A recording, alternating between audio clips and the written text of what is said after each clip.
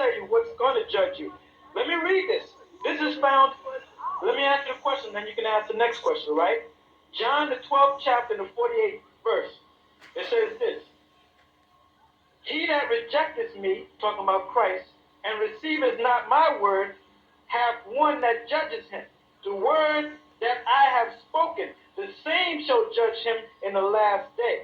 See, I'm judging you according to the word, all right? The word is the Bible.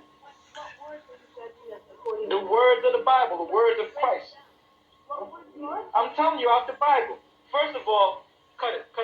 This is why you're going to be punished, because of what your foreparents did mainly, and taking over the whole earth. Exactly. It goes further than that. What your foreparents did. Now, this is found in the book of Isaiah 14:21. This is why the children of your foreparents, like George Washington, who else? Alexander the Greek, all these guys. Let's read what's going to happen. For what the wickedness that they did, you're going to have to pay for it. Read. Really? Prepare slaughter for his children. It said prepare slaughter for his children. You are the children of the Greeks. That's coming from the Bible. Isaiah the 14th chapter, 21st. Read.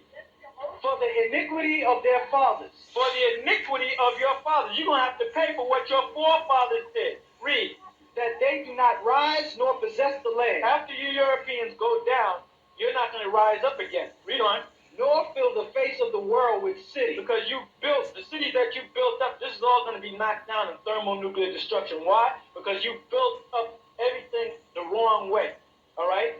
You built up everything the way you wanted to build up, not according to the Most High. All right? Now, to show you, yes it is. So, the Lord is coming with nuclear war. Let me read that. Sinful life. Oh, really?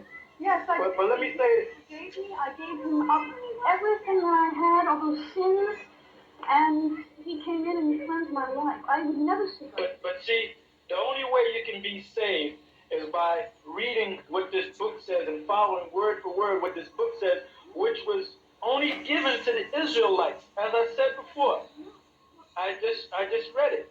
Can I have you read a scripture? Can I have you read a scripture and you break it down as you read it? I'm pretty sure you know how to read English.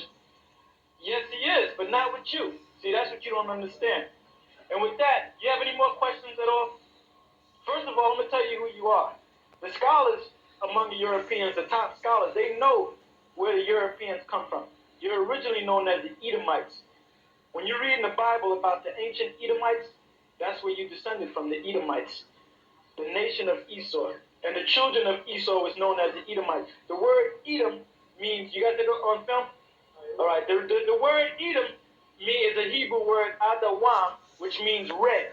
When you look at the color of your skin, first of all, when they took over the North American Indians, they called them redskins. When you look at a North American Indian, they look just as dark as me or this brother here, or even darker. So the Indians were dark-skinned people, brown-skinned people. But you Europeans called them redskins, all right? Now, when you look at your skin, what color are you? You're not white. You're pretty white? You're white? Hold up. Show him. First off, let me explain something. First off, okay, what is flesh color? What color is your flesh? Pale. Pale, all right? More like pale, all right? But when you look at yourself closely, you find out that you're red. Why? Because the blood shows through your skin. Because the reason being is that you have a disease known as leprosy. That's also found in the Bible. Give me a book of Leviticus 13:9. No, I don't want to listen to anymore. Yeah, you don't want to listen to it anymore. What's your nationality? What was you known as? What were your forefathers known as before the birth of Christ, or during the time of? I would enjoy having a conversation with you guys and exchanging different ideas and different philosophies. Yeah, because you want the proper side lies to you. It takes 10 minutes to answer, rather than an exchange of what's going on. Now, maybe you believe that you can't listen to anybody else. Shut up, devil. Give me a straight You're going to captivity. Well, I had several, but now it's like I've already passed them. What if, like, my mother, what if I have Israel blood in me? How about that one? On what side? I don't know. Anywhere. Yeah. Okay, well, let me explain that.